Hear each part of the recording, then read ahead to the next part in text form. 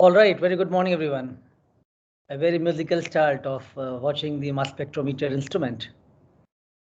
So today we are going to start our lecture basically to talk to you about how proteomics can be done using mass spectrometry based instrumentations. And as you will go through the lecture and some of the demo sessions, you will realize that with the advancement in this particular field, especially mass spectrometry based proteomics, now it is very much possible to analyze thousands and thousands of protein in just a couple of hours time, which was definitely not possible earlier, right? So with this, the pace of data analysis has become quite important because while you generate so much data, how to analyze the data becomes very critical. So today we are going to talk about MS-based proteomics, few concepts. What are the nut and bolts of mass spectrometers? What are the different parts of the instrument? How different type of combinations can lead to hybrid or tribrid type of mass spectrometers. Then we'll talk about if you want to do mass spectrometry based proteome experiment, what are the steps involved from the initial steps of digestion moving till the data analysis part. And of course, then we will talk to you at the end briefly about data search of mass spec using Mascot open access software. So there are too many advancements happening in the field of mass spectrometry based proteomics and mass spectrometers in general. I'm sure whichever institutes you are currently in or from wherever you have come, of course, all of you are now going to be part of IT Bombay. But from which institutes you have had prior exposure, you must have seen some mass spectrometer, or you must be aware that your institute had at least different type of mass spectrometers, right? And but all of them, theoretically, if you go back to basics, you will very soon realize that there is set pattern of the uh, nut and bolts of these instruments. So the configurations are having some variations, but they're all working on the same principle, and then trying to add some uniqueness to improve the quality and the coverage of the proteome. So this technique is essentially used for protein identification and now even also used for protein quantification. But basically, it is like a very sensitive balance, which is trying to measure your peptides, which you have ionized those to the gaseous ionized forms, and you are not trying to look at those charged molecular species, which is in the vacuum, how well you can separate those using mass analyzers in magnetic and electric field based on mass and charge ratio. So this is predominantly, rather than looking for the weight of the compound, you are measuring the mass and charge ratio with ultra sensitivity and to be very precise and accurate. So any type of mass spectrometer, as I mentioned, that you might have been exposed to some instrument. If I just name a few, you might have heard about, let's say, ESI-Q-TOF, or you might have heard just LC-MS-MS. You may have heard about MALDI-TOF. You may have heard about ion trap mass spectrometer. You may have heard about tandem mass spectrometry. Some of the term I'm sure at least everybody here would have heard at some context. But all of those can be very much simplified if you look at how any mass spectrometer works. So there are broadly three major components. One is ionization source, second is mass analyzer, and third is the detector. So what we are trying to do, we are trying to dissect out any mass spectrometer so that whatever we will talk, it will be easy for you to put the things in perspective. So first of all, when you have these complex sample to analyze, of course, you can use any other type of a sample for mass spec analysis as well, like carbohydrate, lipids. Even people sometimes analyze even nucleic acid. So different type of analysis can be done, but primarily we are going to focus on proteins and peptide-based analysis. So for proteins, proteins are digested, so that now digested proteins, what you are getting is short peptide forms. And these peptides, you are then preparing them in the tube, which is the solution form. So you want to first ionize those. You are creating the ions from that, and therefore different ways of doing the ionization methods become important. So the first part is from any type of these mass spectrometer configuration, you will have the ionization source.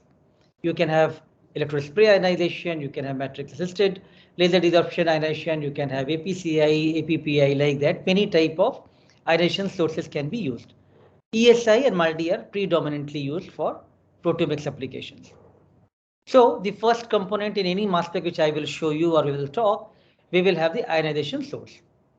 Now second part is once you have created these ions and now in the mass analyzer in the vacuum, you have moved these ions or you are aiming to move as many maximum number of ions possible, so that because these ions are coming from your peptides or the protein to begin with, and finally you are going to put it together to generate the peptide sequences and protein analysis. So you don't want to lose these. So there are a lot of tricks being played by different instrument vendors, different technology companies, which try to work on how to conserve these ions, because and how to first of all produce large of these ions, and then finally how to conserve those ions, how to move them very efficiently in the mass analyzer. So second component is mass analyzer, and that's where you want to now separate these complex ions. Think about, we are talking about proteome. We are talking, even a simple sample you take, let's say blood or plasma sample, that will have theoretically 800 to 1000 protein, even in a easy way of measurement. So now 1000 protein you are trying to measure, you have digested those. Let's say theoretically now you got 10,000 peptides, and then you are generating ions from those. So you got millions of ions to analyze now, and these ions are going to separate in the mass analyzer. So that's where a lot of physics comes here to try to separate these ions better in the mass analyzers using very efficient type of mass analyzer, and different principles are involved in using these type of mass analyzer. So like there's a quadrupole mass analyzer, ion trap, triple quadrupole is another configuration based on quadrupoles. Fourier transform ion cyclotron resonance is there. Orbitrap is there, time of flight alone is there, and time of flight along with Q-troughs are there. So what you see here, there are different possibilities, different type of physical principles involved of separating these ions. All you are doing, you have thousands to lakh to millions of ions coming in. You want to separate them as efficiently as possible using different type of principle. And that's where different instrument vendors have different type of configurations made based on these mass analyzer. But idea is simple, you want to separate these ions as efficiently as possible. So first you want to create the ions, second you want to separate the ions. And once you have separated them and given different ways of well separation based on mass and charge ratio, then you want to detect those ions on the detector. And that's where you will have mass spectrum being generated, and that the bushes or chromatogram which you will see, those you have to search against databases to find out what all proteins you have in your given sample. So this is where you got three major components in any mass spectrometer for that matter. And depending on the type of analyzers being used, is sometimes only quadrupole is being used, or only ion trap being used, or even triple quadrupole. These are low resolution mass spec. They cannot separate your ions so well, or cannot provide you very accurate data with very deep proteome analysis. Whereas the other configuration, like when you have the tandem mass spec like Q-TROF or Orbitraps or FTICR, they are providing you high resolution data. Again, some of these things we will dissect out and talk slowly one after the other. But I hope you got the broad overview of any mass spectrometer. So now if I go back again to our facility and show you a couple of mass spectrometer instruments, I think you should be now well tuned to think about what configurations we are talking, and each configuration will have these components together, right? So let's go with it again now and start talking in light of some of these basic concepts, and then of course I will come back and talk to you more theory aspect of it.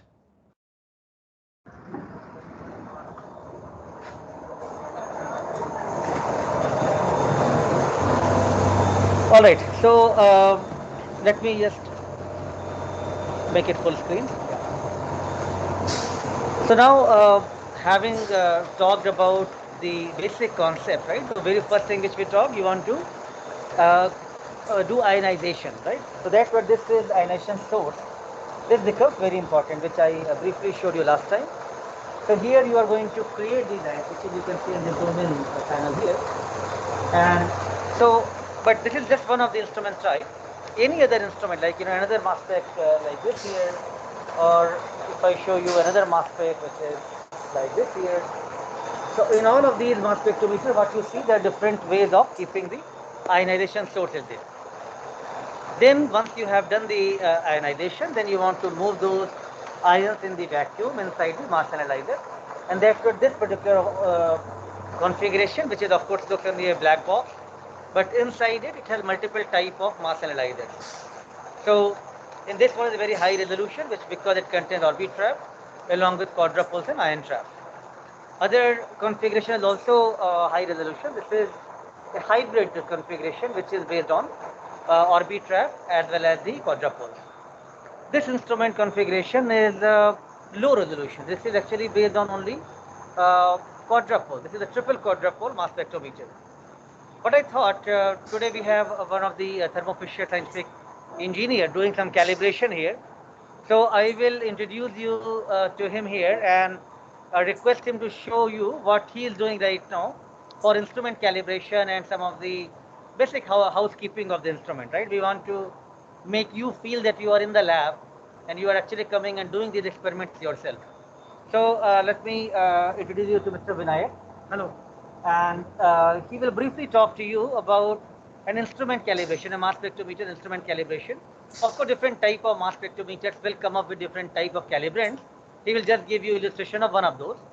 But at least that will give you an idea, because what we are talking is very sensitive and accurate mass which you want to measure. And if your calibration is not correct, then probably you're going to lose that accuracy when you do your actual mass analysis, right? So that becomes very important. So, sorry, how about the calibration? See, for calibration we have two modes here. So hold on. One is we probably can share maybe the any desk. No, yeah. No, I think we have it here. From here only we can. Yeah.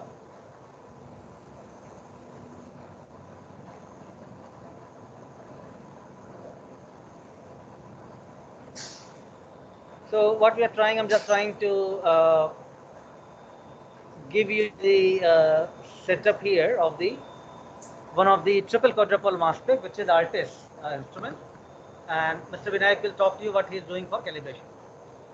Yeah. See, we have here two modes of calibration. Now it is in negative mode, and if you switch it to positive, we have select here positive. There. This one positive. We'll show the ions here, and then in define scan you have the option of monitoring full scan Q1. Oh, okay. And then you can see here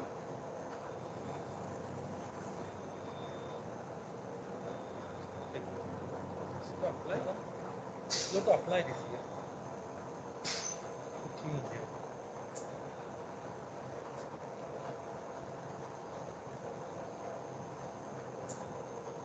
Good there. Just hold it there.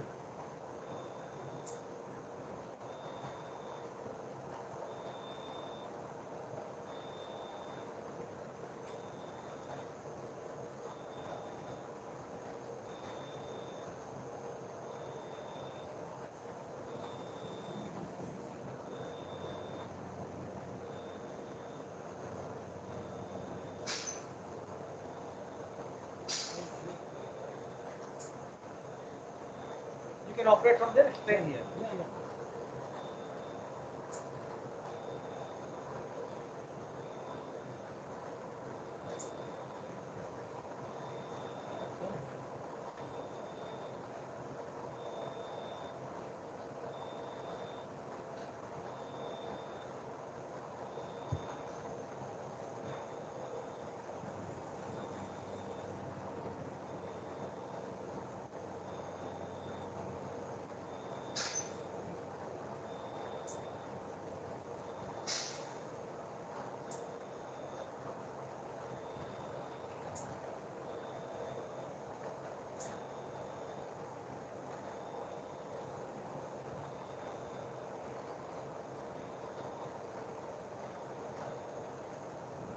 Yeah.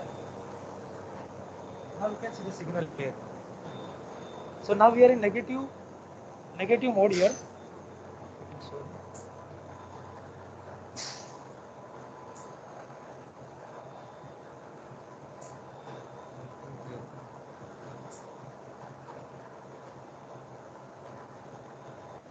So this is the positive mode here, and you can see the masses here. These are the calibrated masses: 322, 622, 922, and 1522. So it takes from 69 lower to higher mass. The entire range is covered here. And when you are completing the calibration, you can see here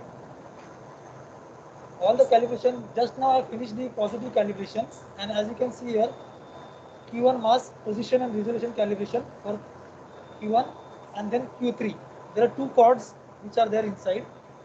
So you have just finished this calibration, and you can see the signal here for Q1, and if you want to check for Q3, you have to select this.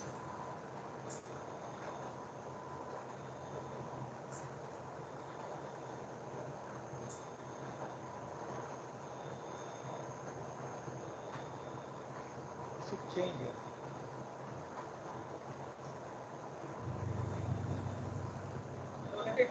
More time, what we can do. Yeah. In the I'll meantime, just check we with can negative. also, you want to show negative as well? No, I'll just take a sample for negative and I will show. Right. In fact, I also wanted to show a little bit about the local part. Yeah, no, And then another. yeah. Yeah, so I think calibration will continue. Let's now also move on to the liquid chromatography part, the nano LC. So since he's here and instrument is open, he can share this screen. we can share the may not for this one directly. Okay. So I'll just show them this configuration here. Okay, So and then you can talk about the pump and all. All right, you will have to just catch up with us. I will explain you as we go along. You know what we are talking. Yeah. Right now, you can at least get some idea about the instrument and the so parts. I think This is the nano LC, nano liquid So you chromatography. can see here there are two pump heads, pump A and pump B. So we have two pump solvent lines, pump A and pump B solvent lines, and the pump S is there, as well as W is the best. So pump S will take care of the injection. As you can see, when I say inject here, eject, you can see the tray here. So here, this is the area where we are keeping our samples here. The vials will be kept here, and you can see this is for middle wash. The solvent is kept for middle wash here. It's like our normal auto sample.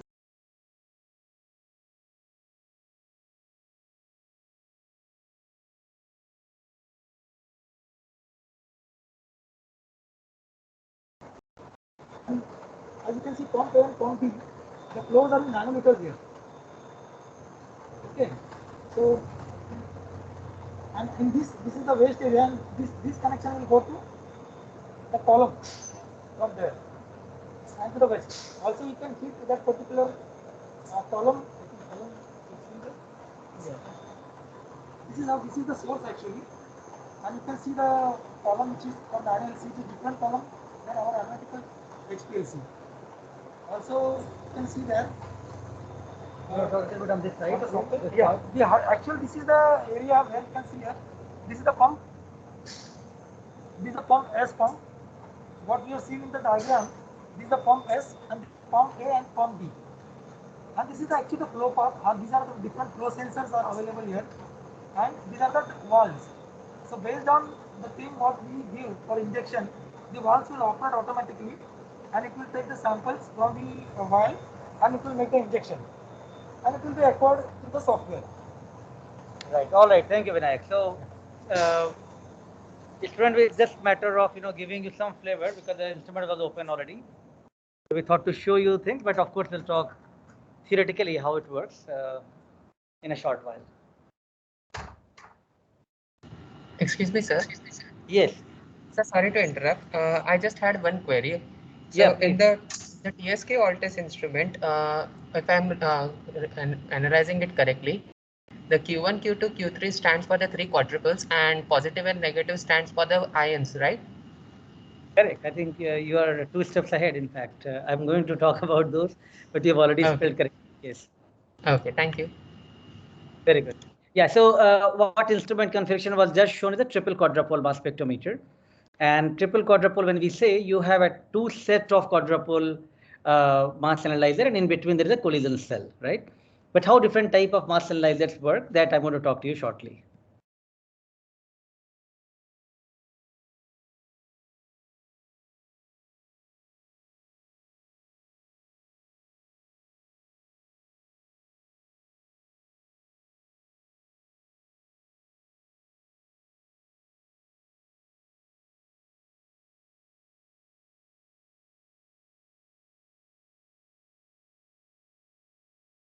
All right. So in any mass spectrometry-based proteomics workflow, what you're going to start with, you're going to start with the protein extraction, right?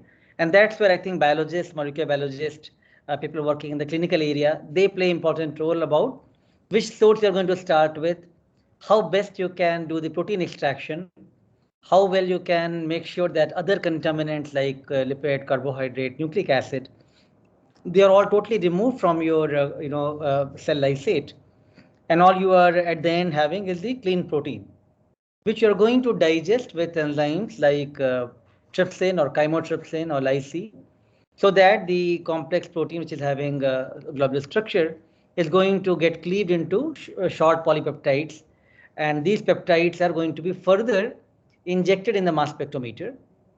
But before, prior to injecting inside the, or moving towards the mass spec, you want to reduce the complexity, and that's where the liquid chromatography interface is being used. You can have different type of liquid chromatography. You can have UHPLC, you can have nano liquid chromatography. What we just showed you for peptide and protein work, because you have very low volume or low amount of peptides present from these samples, it's better to use the nano columns and nano liquid chromatography. Um, but if you are having sufficient material and if you want to especially look for the small molecules metabolite, then the UHPLC is being primarily used. But you can always use UHPLC even for the peptide analysis as well if you have sufficient amount of proteins and peptides. Flow rates are different. Like, you can go only very high flow rate with the UHPLC configuration. You have to go low flow rate with the nano LC. So again, these things will be adjusted. The column length also matters, how long your C18 material is to separate your peptides. What you are trying to achieve here, to reduce the complexity of the sample, so that all the peptides get bound to the column, and then slowly you are going to elute them out, so that not all the peptides are coming to the instrument and mass spec at once to do the further analysis. Therefore, you are giving more time so that slowly you can elute out based on hydrophobic and hydrophilic properties of these peptides. So this part is quite crucial. This part is also very crucial, but these are more kind of wet lab activity which people do. Then finally, after reaching here, then everything becomes more instrument oriented and more analytical and more data driven part. So now once you have reached to simplified your complex proteome, and now you can further take forward for the ionization. There are two possibilities here. One is that you are taking these samples online mode. Online means directly your peptides are getting separated from the nano LC, and then it's coming to the ionization source like electrospray ionization, which I just showed you. So that is, we say online. It means one sample you are injecting, that sample getting separated based on the reverse phase column in the liquid chromatography. Then it comes to for the electrospray ionization right away. Then after one sample is done, then second sample will be injected, that will be separated with the chromatography, and it will be further taken forward for the ionization. So this is online. Now other way is also possible, which is actually happens with the when your ionization source is MALDI.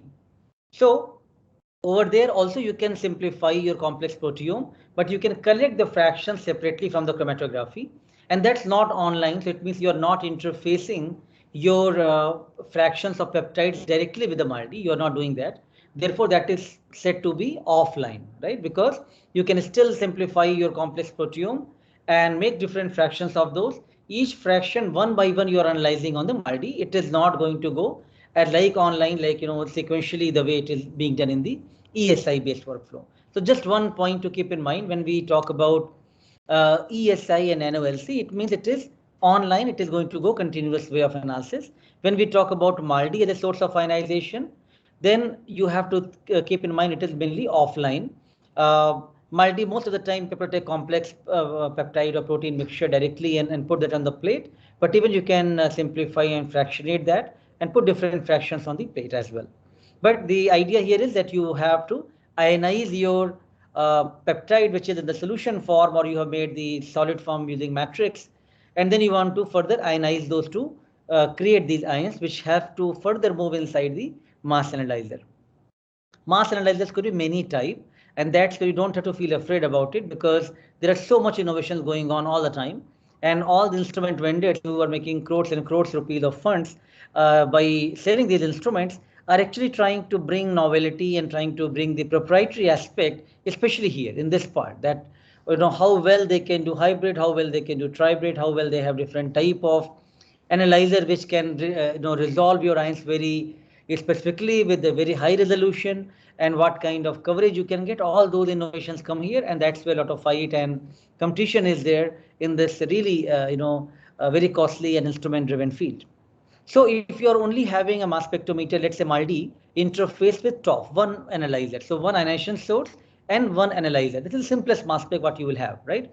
So you will generate data which is only ms. All you are looking at, you are measuring the mass of each of those peaks, and based on that you can provide theoretical mass of that compound. But if you want to derive the peptide sequence or the sequence of a compound or peptide, you have to fragment those and look for the fragmentation pattern of that. Therefore, you need at least 2 mass analyzers for doing this activity. And that's where MSMS comes into the play. Now, in this image, you have one set of mass analyzer, second set of mass analyzer. These are actually quadrupoles, which are actually showing you in the ALTIS triple quad mass spec. In between, there could be a collision cell or something else. So now this is theoretically you generate MS1, and now you generate MS or MS2 or MSN spectra based on these mass analyzers. Finally, all this is going to reach to detector to generate you the chromatogram, which can be searched with the databases. So any type of proteomics work you want to do, and in this whole class, whatever type of sample you may think of, every sample will follow the same trajectory, same type of workflow, right? Any type of mass spec which you can think of, it is going to follow the same workflow. So I hope you are now very much relieved or relaxed to understand that mass spectrometry based proteomics is not as difficult as one would have thought, because things are just going to follow in this particular set of these steps involved, right? And then of course each step has its own unique considerations and concepts to understand. So while I'll just take back a second. A lot can be learned and can be talked about this part of how to prepare your sample well, how to quantify your proteins well, how to do in-gel digestion or in solution digestion of your proteins to make those peptides, how to quantify the peptide, right? What type of chromatography can be used, what type of columns can be used, their principle. A lot can be talked here, and in fact, I have given a lot of lectures along these lines, and many of those lectures are in fact available in our YouTube channel, which I've shared with all of you. So wherever you want to learn more, you can always ask me. We will provide you more resources. But to keep the class simple and to keep the your interest to the pace of how the field is progressing, we are going to primarily more focus on this part of instrumentation and data analysis part, where you will actually be more exposed how to generate the complex data and how to analyze that data well using different type of open access softwares. But of course, you should know about these things depending on if you're a PhD student intended to do some of these experiments in your own lab. It's a good idea to know these things in detail. If you are more computational oriented student, I think you will be still better off learning these part of instrumentation and the data analysis part. So with this, any type of mass spectrometer, because now you understand that mass spectrometer is not one instrument which we can just show you or talk about it. It's series of different type of configurations are there, but all of them, the first primary aim is to look for generating ions, and that could be by different type of ionization source. I showed you different type of mass spectrometer based on ESI, electrospray ionization. In fact, we also have multi, but in another room. And I'm afraid that maybe my network will get disconnected when I travel from one room out to the other room. So I'm not showing you right now, but we may show you this configuration also in the subsequent lectures. So your sample could directly be analyzed with the MALDI and further interface with the TOF and TOF tubes as well. These ions then has to separate based on mass and charge ratio. Ions being collected and generated on the detector, which is going to look for relative abundance of these. And that is going to provide you mass spectrum, which is going to be used for searching your data with the databases. But right now, let's simplify it. And as I said, let's first talk about some basics, which could be generic to any type of mass spec. Now, despite all the advancement and our ability to analyze the complex proteome at a scale, still these instruments can only be as efficient if you can simplify the task for them, right? So if you make sure that you are giving them less number of peptide at once to analyze by fractionating it, you are making sure that because all the ions, if you think about hundreds to thousands to millions of ions, if they're all flying fast, it has to read, right, to generate those spectrum. So, and also the masses are going to be very different for different type of peptides. So all that is very much complexity. You always want to reduce the complexity as much as possible so that the efficiency and the performance of the instruments could be improved, and you can get better coverage of the proteome. Better coverage means if from a given sample you had 5,000 protein expected and you are reaching close to 4,800, 4,900, so it means you are able to obtain deep coverage of that proteome, which is predicted. So, irrespective of the advancements in this area, but still the mass spectrometers have limitation of what mass they can actually analyze. If your mass is too high, it is going to be difficult for them to really analyze that.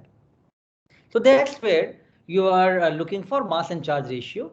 And if you have multiple charge species produced here, that is going to reduce your overall M by Z value, right? So for this tryptic peptide, if it is singly charged, you have, let's say, 774.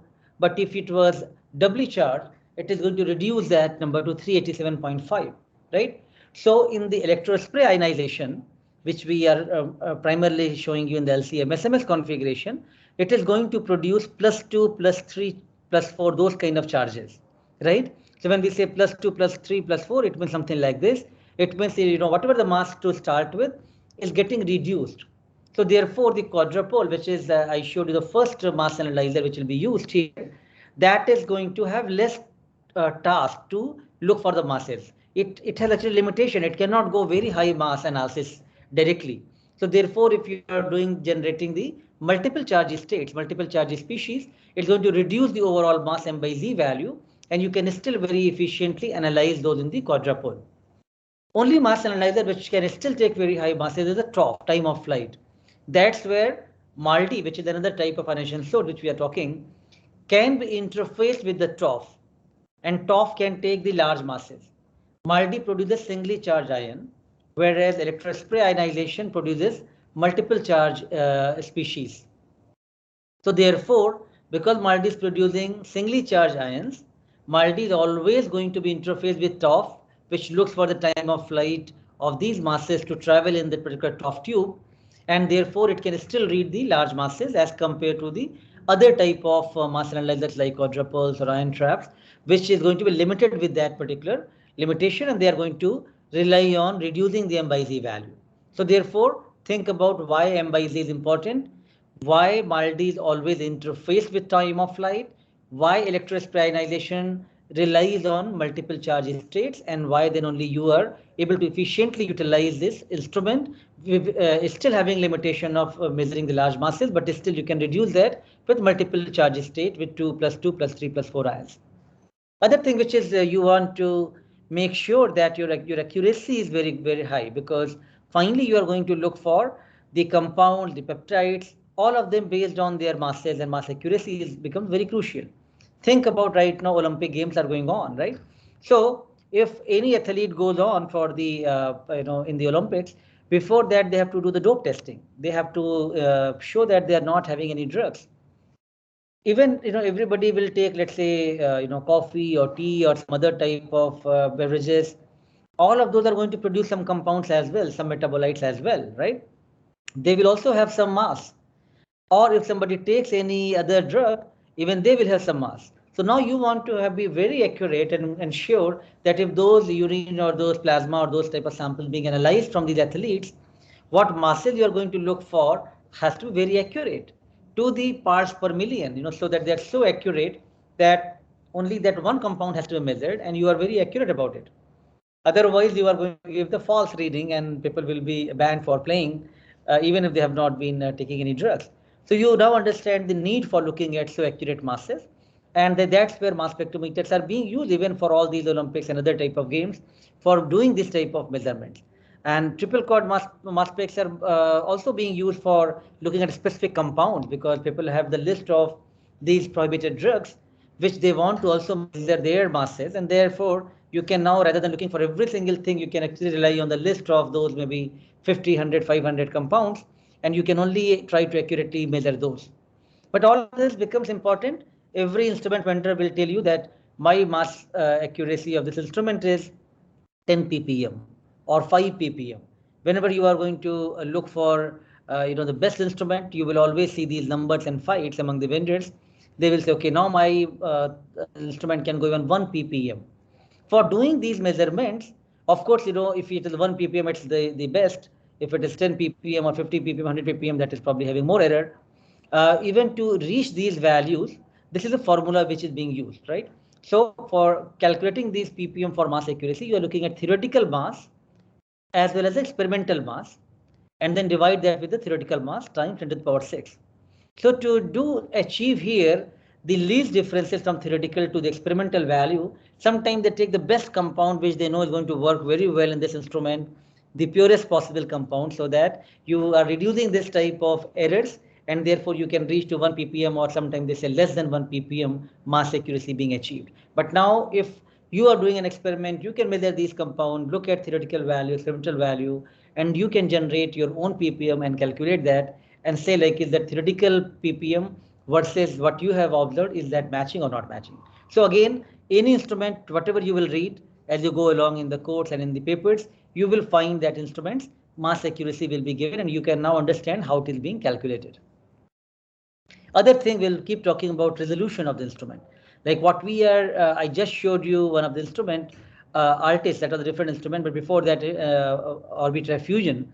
Fusion actually can do almost 5 lakh. This number, what is I have shown here, 100,000 for best resolution. Now Fusion can go even up to 500,000. So that much high resolution it can go. Some other technologies based on the TOF based technology, time of flight based technology, QTOFs, they can only go 30 to 40,000 resolution. So how this resolution being calculated, and what it means, right? So it means that a mass spectrometer's ability to resolve these peaks well, like because there will be many peaks of molecular species, how well you can resolve these peaks. And what you are looking at, FWHM, which stands for full width at the half maximum. So you are looking at full width at the half maximum. So this is the maxima here. You are looking at full width at the half maxima, and you are trying to calculate R, or the resolution, based on this mass divided by W half. So now based on this formula, you can calculate what can be the resolution of that particular instrument. And all the mass spectrometer vendors always try to highlight that what was their mass accuracy, what is the mass resolution, which with they can really resolve the peaks very accurately. So these are the things which you will be keep hearing irrespective of which instrument, what analysis you are going to read about, right? So I just thought to touch upon some of the very basic terms, so that slowly you start feeling that you can now read those papers and understand those terminologies and numbers very well. Now all this mass spectrometry based proteomics, as you might remember from the first class, the whole field started with the gels, right? Looking at separating proteins on the gels, trying to resolve proteins based on the molecular weight in the SDS page, or looking at separating them in 2 dimensions based on isoelectric point and followed by molecular weight, which is the 2D electrophoresis. All those were things keep happening till late 90s or so. Now I think it was only around 1998 or some this year, John Yates and his team in US, they came up with technology known as MudPit. Idea here was that, like the 2D gels, which is separating proteins based on 2 different principles, based on their isoelectric point and based on their molecular weight, can we separate the complex peptide mixture directly in the chromatography followed by mass spec analysis without having to use any gel, right? So this was first shift of moving from the gels directly to the mass spectrometer based analysis, which is, I think this was a Nature paper, which was a very crucial finding, which showed first time that without having separating your complex proteins or peptide mixtures on the gel or other technology, you can directly go to the mass spec based analysis. So that became shotgun proteomics approach, and this technique known as MudPit became very important milestone to move forward in this particular area. So now let's, I think, now I'm sure you're all excited to learn more about mass spec. Now let's try to dissect out the pieces of this and move on with each one of these parts in slightly more detail. so that you have a better idea. And then, of course, we will talk about how to perform your experiment based on these instrument configurations. So sample inlet, you've just seen you can put your sample somewhere, that is the sample inlet. You want to separate those samples, that is the chromatography aspect of it. So a lot of these things comes into the sample inlet part. Then you have an ionization source. You want to ionize these peptides. You want to move those in the mass analyzer with the vacuum. And now you want to separate those using different type of principle, which we are going to talk shortly. And then you have a detector which can detect those, signal being processed and data being analyzed. So these are the three major components. These three are other associated accessory components, which is also very much important. But this is all provides any type of MS-based analysis. Now let's dissect it out.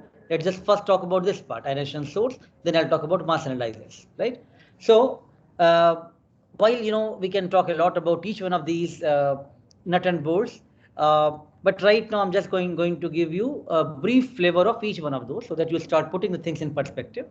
And as the course goes along, we will have more time to elaborate on each of these technologies. So let's think about two ionization sources. One is MALDI, other is ESI, electrospray ionization. In case of MALDI, you have the let's say these digested peptides, which you are putting in a plate, MALDI plate, and then you are adding some matrix, which is different aromatic compounds like CHCA, dihydrobenzoic acid, synapinic acid. These are different type of compounds which you add for analyzing your biomolecules of interest, sometimes peptides, sometimes nucleic acid, sometimes other type of small molecules as well.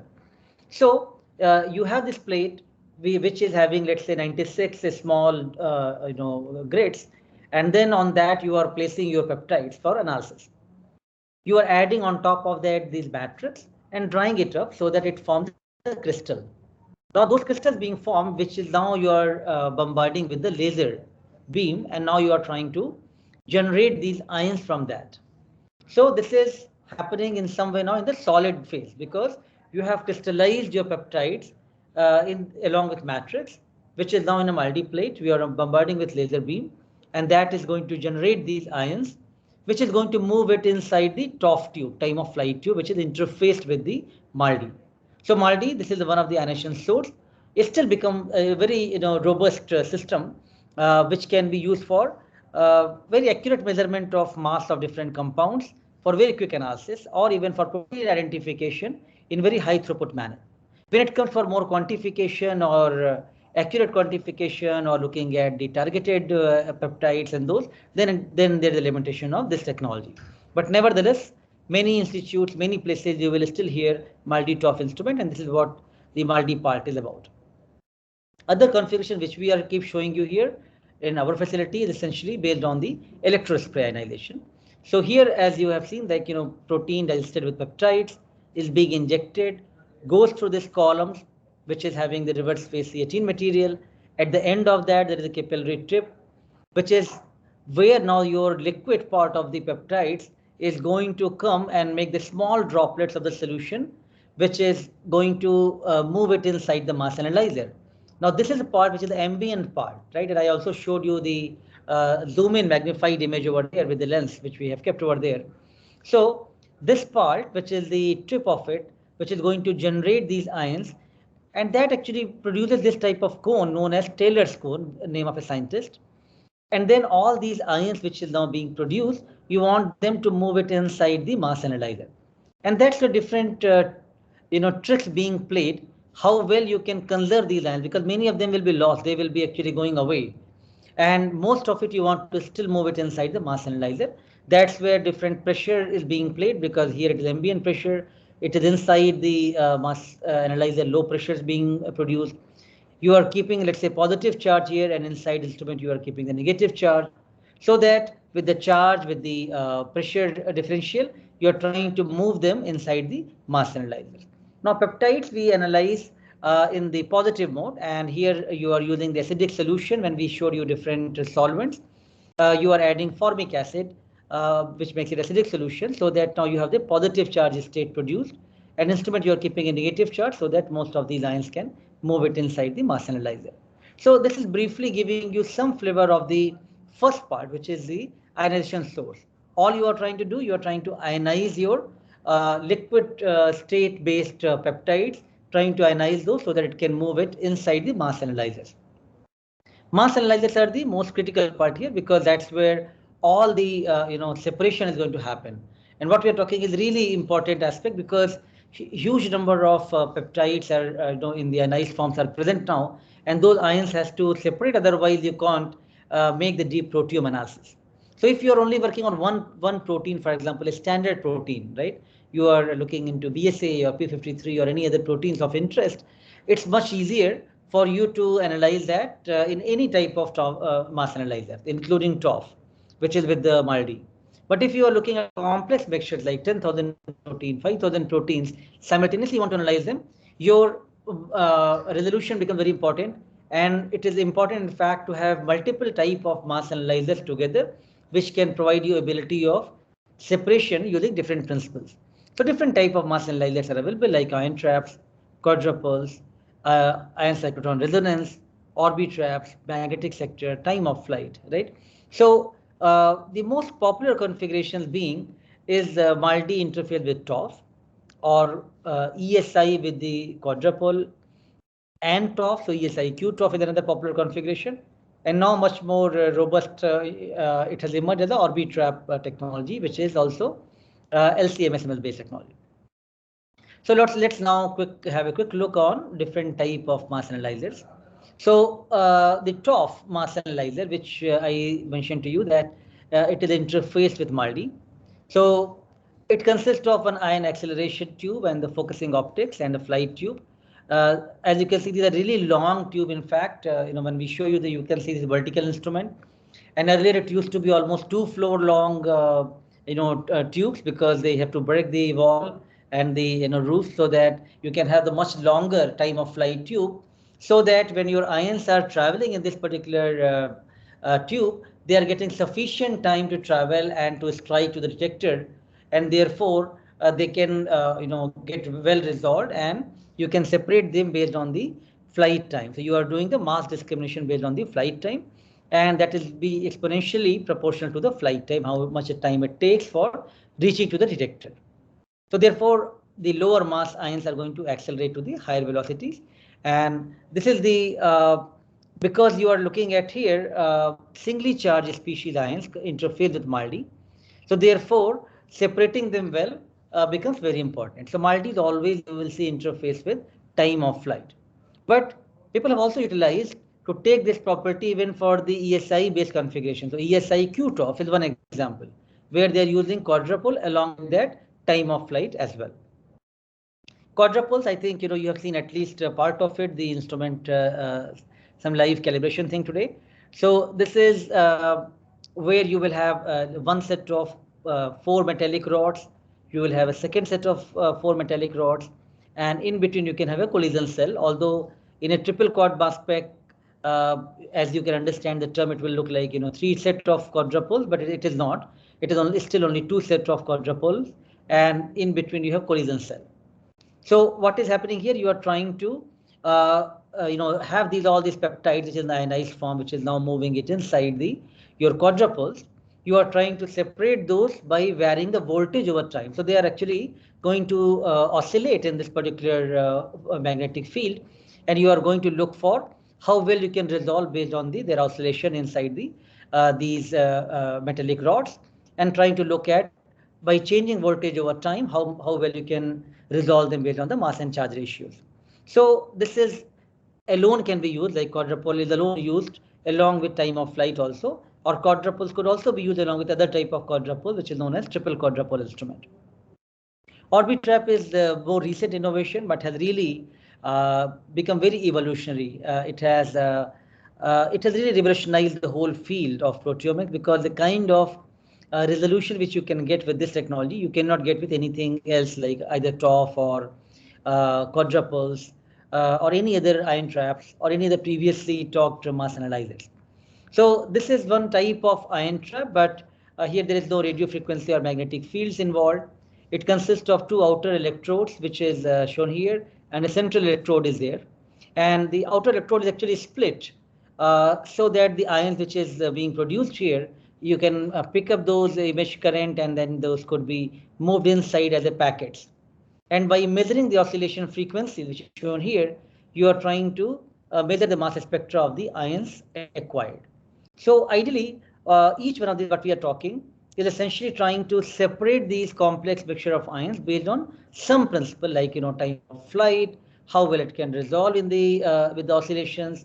Now you are looking at oscillation frequencies induced by ions. You are trying to utilize some physical principle of separating these ions well, and giving instrument sufficient time for separating these ions, and by adding more type of mass analyzers, you are providing more ability of their separation, which I'm going to talk in the hybrid configurations shortly. So while looking at now individual some of these mass analyzers, and at least if you have not got a great detail of the understanding, but at least you got an overview that in a TOF tube you are looking at how much time it takes to fly for these ions to get resolved. In the orbit, in the quadruples, you're looking at how well they are moving in the metallic rods. Here you're looking at the oscillation frequencies. In all of these ways, you are trying to separate these complex ions. But none of these single principle or single technology can be the best. Therefore, now the instrument vendors have come up with more hybrid and tribrid type of configurations. Idea here is in any type of hybrid mass spec or tribrid mass spec for that matter. Let's again go back to basics. What is happening here that when so many ions are coming, let's say for a given mass spec, you are saying based on the instrument capability, you are assigning that maybe in first 3 to 5 millisecond time, the top 20 most intense precursor ions can be scanned, because it cannot scan all the thousands which is coming at the same time, right? So you have to define that, okay, in the first 3 or 5 millisecond time, whatever ions are coming, you just pick up the most intense top 20 of those. And then the second time, again in the second cycle, again you scan, but now you don't scan the same precursor which you have already scanned earlier. So now you pick up the next 20, which is the again intense precursor, but not the same repeat one, because you want to read as many ions as possible. So this precursor becomes, for example, shown here, you are doing the survey scan, because you are trying to surveying all the ions. You're looking at one most intense precursor. So let's say this is 451, mass was the most intense precursor, and now you want to fragment that. So it is happening parallel, like you are keep scanning those, and also isolating those most intense precursors, moving them to the collision cell, and that's where different type of collision cells comes into the play. Collision induced dissociation, or CID, is one of those. HCD, or the high collision dissociation, is another one. ETD, electron transport dissociation, and like that there could be different type of collision cell. But simple idea is you want to fragment this most intense precursor, which will now generate this type of MSMS fragment, right? So this most intense 451 has now generated you the MSMS fragments from that, which information could be utilized for getting the peptide sequence of that particular protein which is you want to analyze. So this is where you have the hybrid technology. What you're looking at two different mass analyzers, mass analyzer 1, mass analyzer 2. Now let's combine our mass analyzer which we have been talking. It could be quadruple followed by time of flight, QTOF. It could be, in the MALDI case, we can have MALDI TOF, like TOF1 and TOF2. In case of the tribrid technology which I showed you, it could be quadruple followed by Orbitrap, or quadruple followed by ion trap, right? Idea is simple. In all of them, you have collision cell. You want to take the most intense precursors and want to fragment those so that you can generate these fragment MSMS patterns, which will be used for further analysis. Now let's try to put this concept together. Yes. Yes. Yeah. Sir, in the CID, what does our ion collide with actually?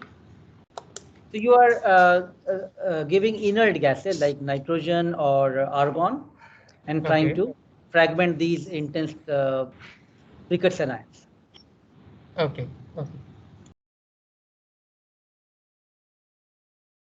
All right. So now let's put together this concept into the instrument configurations. So now we are talking about hybrid MS configurations, where you have two type of mass analyzers. And now let's put together all the pieces of this instrument together. So you got the ionization source, which is MALDI. You have the TOF1 tube and TOF2 tube, two different type of mass analyzers. And you got a collision cell, which is having the nitrogen or argon, these kind of inert gases. You are selecting the most intense precursor, you are fragmenting that, And now further, you are separating those MSMS fragments, which is reaching to detector. And even here you can have a reflectron mirror, which is increasing the path length of this for further better resolution of that.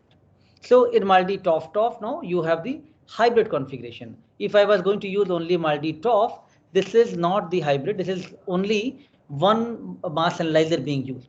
And because it is only one mass analyzer, then you are only going to get the mass of that compound.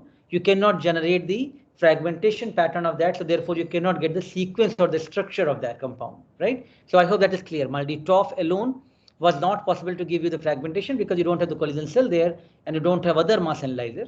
Whereas in the hybrid technologies, you got at least two type of mass analyzers. Other hybrid technology, ESI-Q-TOF, annihilation sources, electrospray annihilation in this case, interface with quadrupoles and time of flight. So now you think about creativity, right? You can use different principles now. You're using quadrupole rods to separate them in this magnetic electric field and then using the collision cell for their further fragmentation and further resolving those MSMS based on the second mass analyzer, which is the TOF tube in this case. So now you see how well the technologies have been utilized to put together in these type of configurations. More recent innovation is Orbitrap fusion, right? Orbitrap, which is a tribrid technology. This is what we have here. And in fact, we have this another hybrid technology, which I have been keep talking to you, which is a Q-exclusive mass spectrometer, which is having the quadrupoles followed by Orbitrap. But not this type of configuration. That is the quadrupole and Orbitrap, but it's hybrid technology. But what is the most advanced instrument is the Orbitrap fusion, which is a tribrid technology. So what is going to happen? You have this, annihilation source, which I'm sure we are keep showing you there, and you with the S lenses and with the ITC tubes, all these ions are moving it in here, and they are getting queued up here in the quadrupoles, right? So quadrupole is mass filter, where all these ions are going to be used. After that, they are coming separating from the C trap, and either you can move them to the Orbitrap or you can move them to the ion trap. So what you see here, three type of mass analyzers.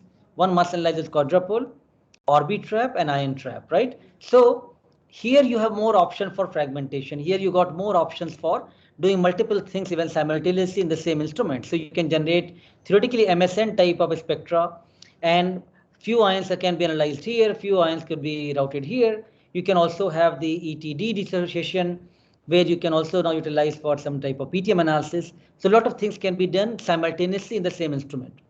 And now because here you got more time for the ions to get conserved, all the ions are being filtered from the quadrupoles and they are being queued up in the C trap. And then it is giving you more time for ions to get conserved, and more ions keep coming from the previous side. So you are not losing a lot of things here. And then you get more time to either move them to the Orbitrap analysis or move them to the ion trap analysis. So I hope this gives you some flavor and idea that why there is need to think about conserving these ions and using hybrid or tribrid type of technology, because that gives you more options for different type of analysis, including the different type of modifications, including different type of sequences. Triple quadrupole mass spec, you got already some exposure today, which was the ALTIS instrument we showed you. It is simply just the quadrupoles put together, two set of quadrupoles, along with them there is a collision cell there. So same concept of hybrid MS and tribrid MS. If you understand in tandem mass spectrometry concept, it's going to be same here. And this particular instrument is much more utilized for measuring the exact mass of some compound. Could be peptide, could also be other type of metabolites. So this is used primarily for targeted proteomics based analysis or targeted metabolomics based experiments, because you already know like which masses you are most interested in or which peptides you are most interested in. And with the software, you can tell from this complex sample, which is going to generate all these ions and resulting into these peptide sequences, I'm only going to focus on these sequences. So therefore, you are only going to look for very specific type of masses, and only those ions are going to get allowed to move it in the quadrupole, and therefore you are fragmenting those and generating the MSM spectrum of those. So rather than looking for every single thing, which was the case here in this type of technology in Orbitrap, where you are trying to look for the very deep proteome coverage, where the goal was to look at almost all the proteins and peptides from that complex sample, 5,000, 10,000. That is the goal of this technology. Whereas this technology is looking at very specific type of peptides and metabolites. I hope this also gives you some idea that why you need to have so many mass spec in the same room and same facilities, because every mass spec also having very specialized application, right?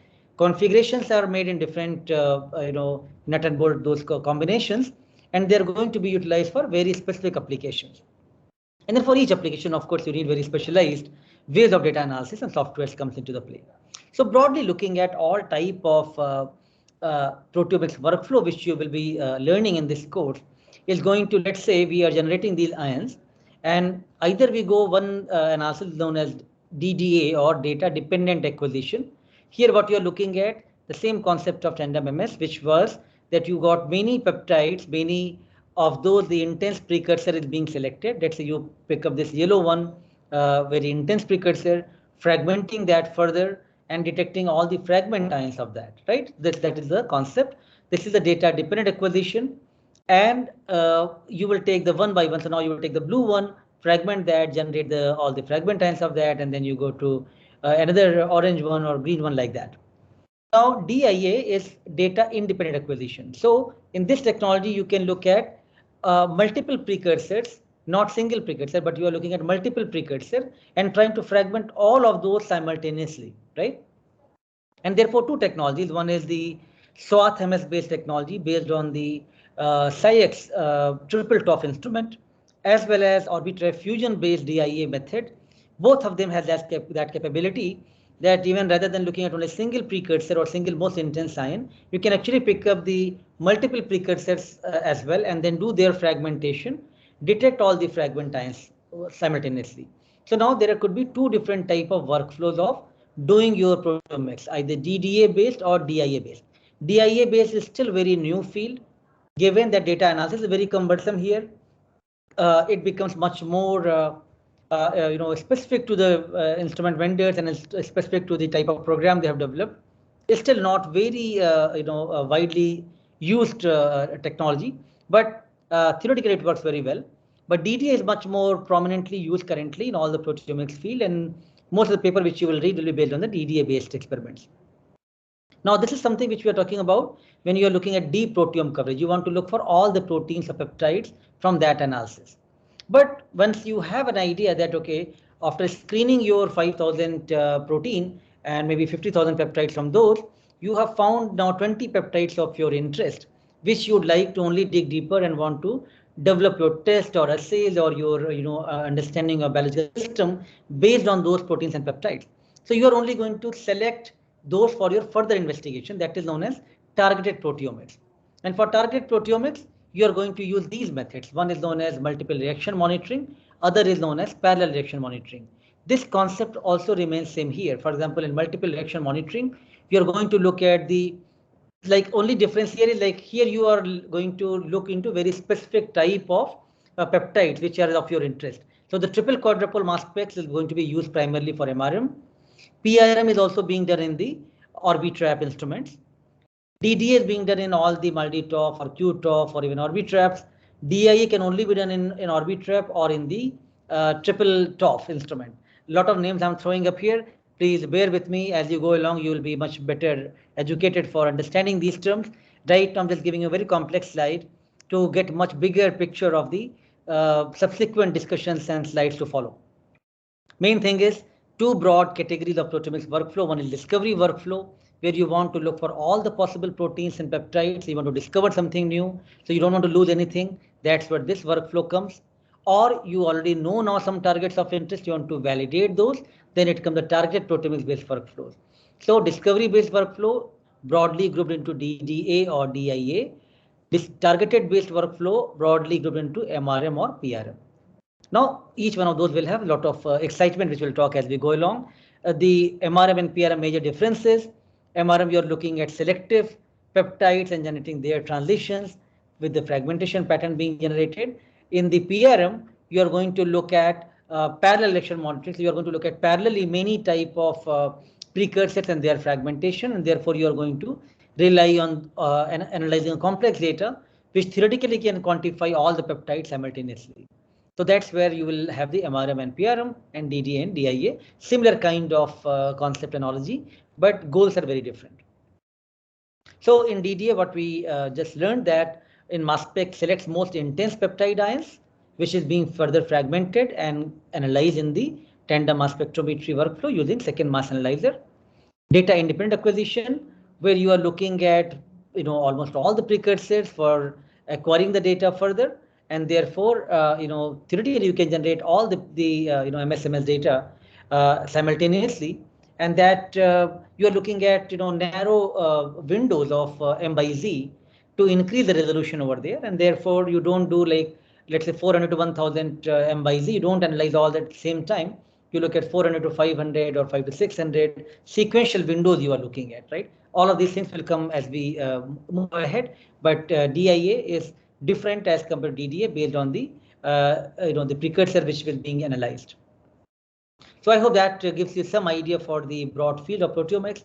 And now this brings me back to the previous lecture, this slide which I showed you, that the last year we had a major accomplishment in the field of proteomics with the initiative from Human Proteome Project of Human Proteome Organization, HUPO, where we are also very proudly involved in this project. And last year this paper published in Nature Communications, where first time 90.5% of human proteome is being deciphered, and now we have idea for at least 90.5% of the proteome data available from human with high confidence. And what does that mean? This part I had not talked to you last time, but this is the place to talk. Now you can understand by now that mass spectrometers can generate very fast, very rapidly thousands of peptides. And a lot of those peptides has to be further analyzed to get your final conclusions about those proteins. So data analysis becomes very important. You will generate a lot of peptides, lot of sequences, how confident you are with that data. So therefore, if you can ensure that, because you are going to finally rely on the database search here, right? Just keep in mind, unlike the next generation sequencer or unlike the advanced sequencing, where you are sequencing the entire things, here you are only relying on few sequence of peptides and going to put together to do your search. You are not analyzing a protein from the complete thread, not like that, only the bits and pieces of that. You are analyzing those peptide sequences and going to use that information for your further database search.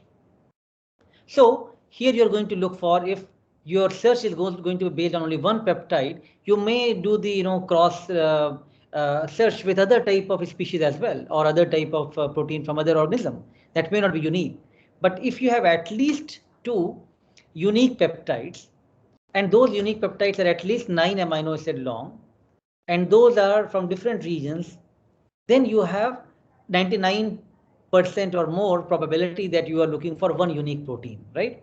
So with high stringent data criteria means you are looking at minimum fast discovery rate, you are looking at least 2 unique peptides, you're looking at long length of amino acids with peptide sequence, and you are looking at they are non-nested. With all this, then only first time we were able to come up with 90.5% of human proteome. It's still not 100%. And that's where there's still a lot of opportunity exists for this course and for this field to map all the proteins of human origin.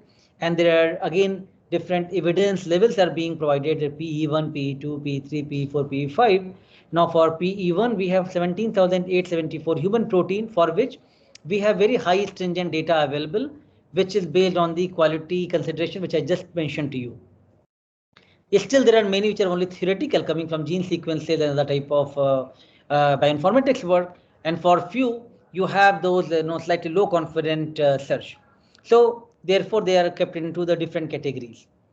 Still, there is a lot of these protein which is known under the missing proteome, because the remaining 9.5% proteome is still missing. We have to still look into that, how from this course all of you can be better trained to work on the bioinformatics or sample prep to try to come up with some newer novel approaches of discovering some new proteins for which we do not have evidence. Like we know that genes are present in our body, but whether the proteins are being made, that's a theoretical assumption.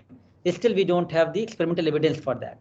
And that could be just because our way of ability of searching the databases, the way these proteins may be very transient for very short duration present, the way these proteins could be very low abundant in the quantity, or our ability to extract these protein from different type of complex samples from the olfactory regions, from the sperm proteins, for a variety of different proteome, which is going to also pose those challenges. So again, all of this opens up a lot of excitement and opportunity for people to venture into this area using different bioinformatics workflow.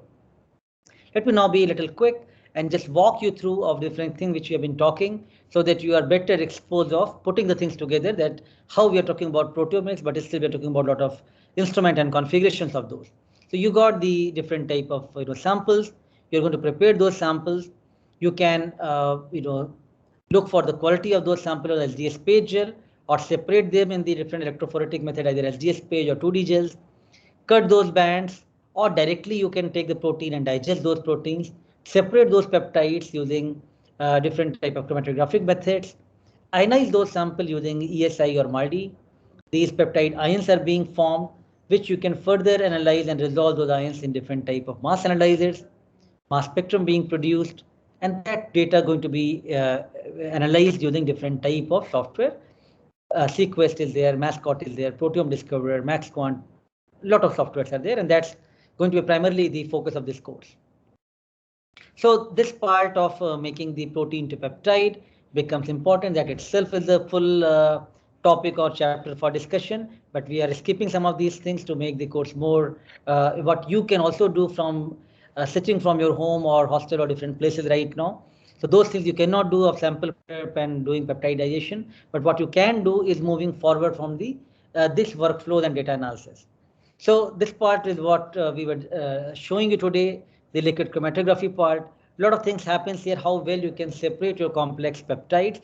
You have to set up the gradient, and that's where it's important to think about a different solvent system. You will have, let's say, buffer A and buffer B. As I mentioned, that you are adding the formic acid with acetonitrile. You are adding the gradient of it, so that from 5% to 80% or 90%. When your peptides are bound in the reverse phase column, the solvents are going, and then slowly you are ejecting the peptide from the column to reach to the ionization source, followed by the mass analyzer. You don't want everything to come at once. So based on hydrophobic, hydrophilic properties, slowly you are eluting out all the peptides from that column. So longer the column, more you are giving the time for binding. Therefore, the coverage can be probably improved. A lot of things is going to be played for the parameters here, because whether you are going to keep your chromatography separation for 2 hours or 4 hours or 3 hours, depending on that, you want to optimize how much time you want initial buffer time, then how much time you want it to slowly come out in the Gaussian pattern for all the peptides, and then everything should come out of the column with a 95% or so that the column is clean for the next injection cycle. So this part is always you play with it, because every protein, every complex lysate composition is going to be different. So what if you're using a fungal sample, or you're using a bacterial sample, or using human plasma sample, the gradient has to be optimized differently for each one of those samples, because composition of proteins are going to be unique for those sample type. So therefore you have to play with it to make sure that you can get good gradient, good separation of your chromatography for the peptides. And then once you have done the chromatography part, then that all these has to convert to the electrospray ionization with this type of Taylor cone, which we talked. I showed you this thing in the facility. From here, all these ions are being formed, which have to move from this ion transfer tube inside the mass analyzer, which will be this part here. And then we showed you one of the technology type here, which is the Orbitrap Fusion, which is a tribrid mass spectrometer having 3 mass analyzer. But for that matter, it could be QTOF, it could be what we have QE, which is having the quadruple and Orbitrap, or you can have triple quadruple. Any of those mass specs are possible here. So then what you are generating is this kind of chromatograms, and you are going to look for those ions and masses. Even in the calibration, what Mr. Vinayak was showing you was essentially, some standard compounds, and when you run those in the mass spectrometer, you're going to see how well you can resolve those, and whether you are able to accurately detect those ions, then only your calibration is going to be approved. So you run these things routinely, so that you are very confident about your quality of your instrument. But what you generate is this is the at the end reality comes, right? And this is known as chromatogram. What you're looking at on the x-axis is the time which has you have set up your gradient for all the chromatography, all the peptides to separate. So let's say you are giving 2 hours time for all the peptides to elute out from that complex sample from that column to come out from the chromatography. And this shows the relative abundance of these peptides. What you look at here closely, that okay, if the intensity is e to power 9 or e to power 10, that's very high intensity. That is what you will look for as a best chromatogram. It just shows you here MS spectra here. If you click on any of these peak, then you can also find out their MS fragmentation. We will show you live some of these things in the data analysis part. I'm just showing you a couple of chromatograms to get you some idea. For example, in this one, some of these lines are very high intense. Otherwise, this chromatography could have been quite Gaussian, because what you want to see initially there is a baseline is stable. Slowly, all the peptides are coming out of the column. Most of them start getting eluted out, and then finally everything comes off the column, right? So then you see a flat. So this is the Gaussian pattern which you'd like to achieve for your sample type, and that's why I said each sample type has to be optimized differently. Now then, this is another example. This chromatography may not be so great. You might want to play with it again. This chromatography looks probably better, but the intensity is low here. So again, you have to look into many criteria that how well your settings are used so that you can obtain good Gaussian pattern. At the same time, you're also happy with the intensity of these ions or not. And if you're not happy with it, you may have to play with the parameters for the mass spectrometer, and we'll show you those things, like how well you can try to change some of these things to improve your these quality. And therefore, it becomes very important to understand these things in the beginning.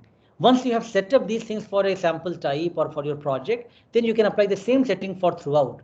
But in the beginning, as I showed you 3 different types, each one of these things are indicating me something very different. So until unless I optimize these parts well, I'm not ready for my actual data search or looking into the proteomics part for that. So once we reach here, then what you have generated, these bushes and these chromatograms, you cannot tell anything about what these proteins are and what peptide sequences are. Nothing you can comment from this type, right? So therefore, data search becomes very important. So given that timing will be short now to talk to you in great detail about data analysis part, I will just come to just give you one flavor on one slide, and then probably that will be last slide for today's lecture, to talk to you about what is going to happen theoretically here. So what we are looking at from the instrument is essentially that some partial sequences, which is like amino acids, which we are looking at from that peptide, right? So this is what you are separating in the mass spectrometer. And when you have a database, that database for every protein, all the peptides, you have the database. So now this sequence data, which is from the database, this is the theoretical sequence which is available in database. And if you are acquiring some amino acid sequences from your analysis, then software has to put it together to overlay those over there. And that's why I said, you need to have at least 2 unique peptides, because this is all based on probability search. So you have to ensure that your search is actually going to be based on much more robust and the stringent algorithms, stringent criteria. Otherwise, this may map with something else. Of course, this is the low example. You can have multiple amino acids from your sequence for that peptide, and then you are going to overlay them with the entire sequence.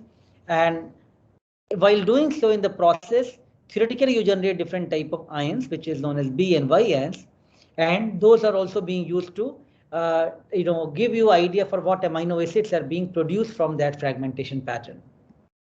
So this part I will leave it right now, because rather than rushing for it, I will talk to you about what data is being produced out of these chromatograms, how the data analysis can be done using different type of software. And we'll just start with Mascot analysis, which is the simplest software to be used. And that software is primarily used for protein identification. Now, we can have multiple contexts here. One is you have purified a protein, let's say in a classical protein chemistry lab, and you want to know the protein, what protein is that confirmed protein for that sequence or not. So you are just excising a band from that SDS page.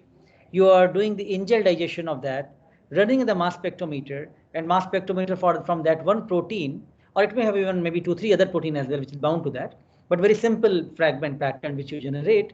Now from that, you are going to search your data, and you are going to find out is that the right protein or not. It's very simple data. So therefore, an open software like Mascot is widely used for the protein identification purpose. Now you can always have some complex mixture, which is having, let's say, 2000 protein, 5000 protein. So therefore, your search engines have to be slightly more robust and much more open access if you are able to use that, or you may have some commercial software as well. So then you can do those searches from the different softwares, which we will be showing you MaxQuant and Proteome Discoverer.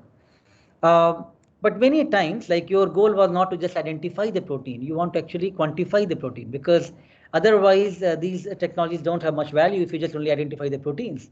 What you can add here, that from your condition 1 and condition 2, what all proteins are showing any differential expression, proteins are highly upregulated or downregulated. So that type of analysis becomes very crucial with the quantitative proteomics.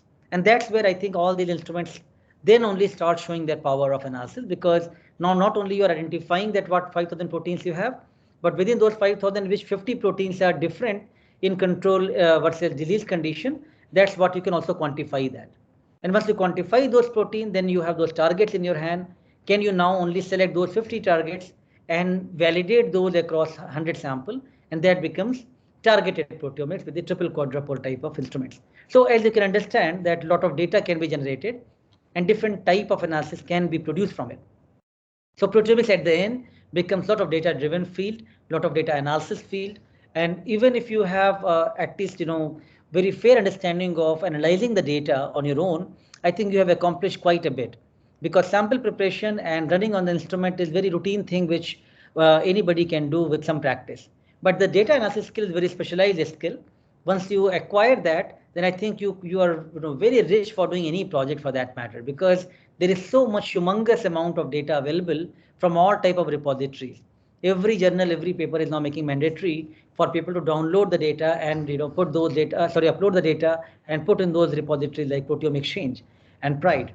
So if you know how to analyze the data, you are working on yeast, for example, or any type of bacteria or any other pathogen, and for that you can download that data set of proteomics from the repositories, and now you can analyze to address your biological question or your hypothesis of interest, right? So if you know this type of workflow, you'll be much more prepared to do a lot of new things, as well as you will progress in your research and in your future project purpose. So I'll stop here. As earlier I thought I will probably take a little bit more on the one data analysis session as well, but we'll go and take to the next class about the data analysis part. Let me just take any technical questions which you may have from the today's different parts of the mass spectrometer, the workflow involved, or the analysis in which we are talking. And of course, then I think some of you still have curiosity about how the course is going to be taken forward and evaluated further, right? So please feel free to write in the chat box as well, or raise your hand. I'll be happy to talk to you. This is the time now to interact. So coming to the logistics part, I think one of you have asked for the course logistics. From the next week, which will be the next lecture onwards, we will be giving you some exercises in the class. All right. Now you got from my first two lectures, you got some basic understanding of field of proteomics and at least small flavor of the instrumentation and how this data is, from where this data is coming from, right? So next week onwards, we will have more specialized concept and discussion about which data we are going to take forward and how to analyze that data. So we are going to show you data analysis using, let's say in the next class, we will talk to you about Mascot data analysis, how the data being analyzed and what you can interpret from that data. Then we will give you one data directly in the class time only for you to analyze that data. And that will not take you much time. It may take you 15-20 minutes time. That's why I said, please be ready with your laptops in the class from the next time onwards. And then we are going to give you a quiz based on that assignment, which is the class exercise activity. We do not want you to take so much work for home further from after the class, because one thing which we totally understand right now, you are overloaded with so much activities and assignments, right? So what we would like to achieve is we will teach you, give you demonstration, give you a small data file which you will play with it. We will take your queries and resolve those queries, and then we will give you a quiz which will be MCQ based quiz in Google form based, at the end of the class, which will be used for evaluations. At the end, each exercise will have that evaluation.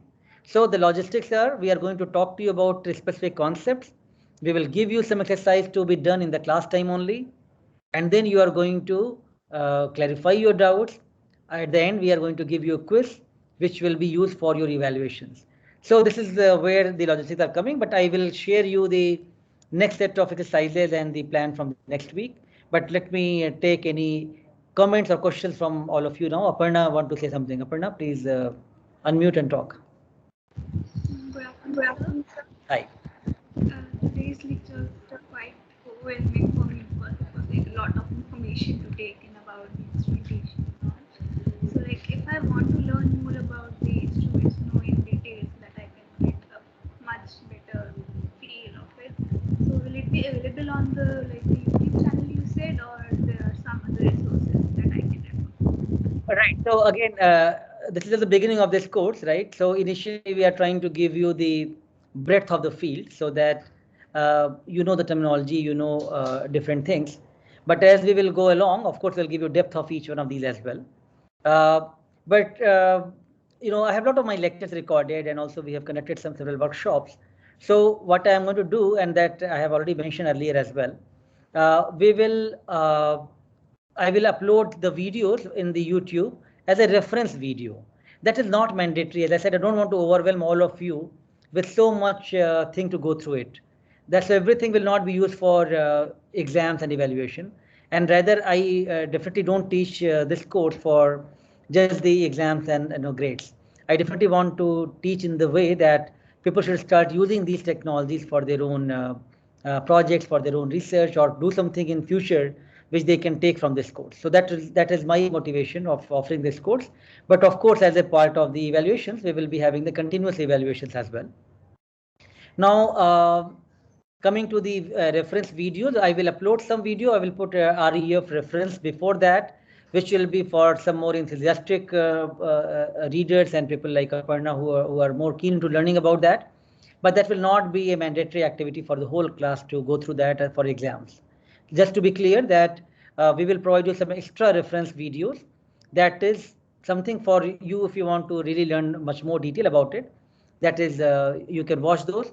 But for the class evaluation purpose, whatever I'm talking in the class time and during the class, that is going to be sufficient for any evaluations and grades. Now, I think there will be a lot of things which will be, happening in the course from the mass spec to microarrays and things like that, which we will, try to make it, as I said, a lot can be done on the biology side or on the technology side, because on the biology side, you have to talk a lot about sample preparation or the experimental design of those things.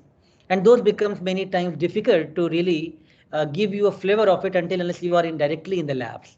So when I offer this course, most of the time the students come to the lab as well and try to get some of these feel of doing these experiments or get some demos on some hands-on also. But here, because being virtual, I think you can get the best exposure more toward the data analysis, data interpretation part. So that's where we will focus more in this particular course about how to take those data forward and analyze that data. Let me now, I think in the chat, I see some question. Yes, so quizzes are going to be in every class, and quizzes are also going to be used as a part of your attendance in that way. So we'll give you one or two compensatory quiz also, just in case a genuine way you have lost your connection or any problem. So you don't have to worry for every single quiz, but quiz will be continuous evaluation. But again, as I said, you don't have to prepare a lot for those. You are going to be attending the lectures, and during the part of the lecture, at the end, you will be asked some questions that what you have understood from that, right? And essentially, the hands-on activity which you'll be doing. So it becomes much more interesting because you are doing it on your own, and you will have the data, so you can easily analyze that. Now, I think Anjali had asked something about DDA number in a particular sample. So see, Anjali, I think we'll talk more, when we get enough time in the next classes.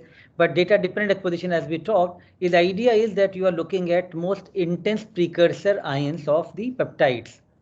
So irrespective of which sample you are working on, sample hardly matters, is the type of workflow involved.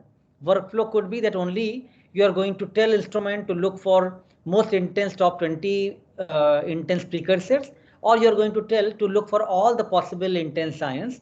That is the DIA, data independent acquisition. So you are not telling instrument over there to look for only the most intense precursors and generate their fragments. So when you are doing that, that is the DDA. When you are looking at all the intense precursor and their fragmentation, that is the DIA, irrespective of the type of a sample. This is a workflow which we are talking about, the proteomics workflow of discovery workflow to look for deep proteome analysis of all the protein from a given sample type.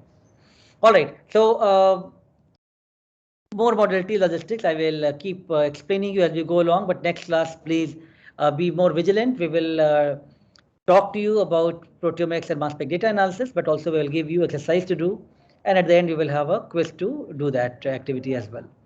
That's all for the today's lecture. Yes, now any more questions? We have mid-semester or end semester for this course? I'm trying to avoid this question right now. Give me a little time to come back to this.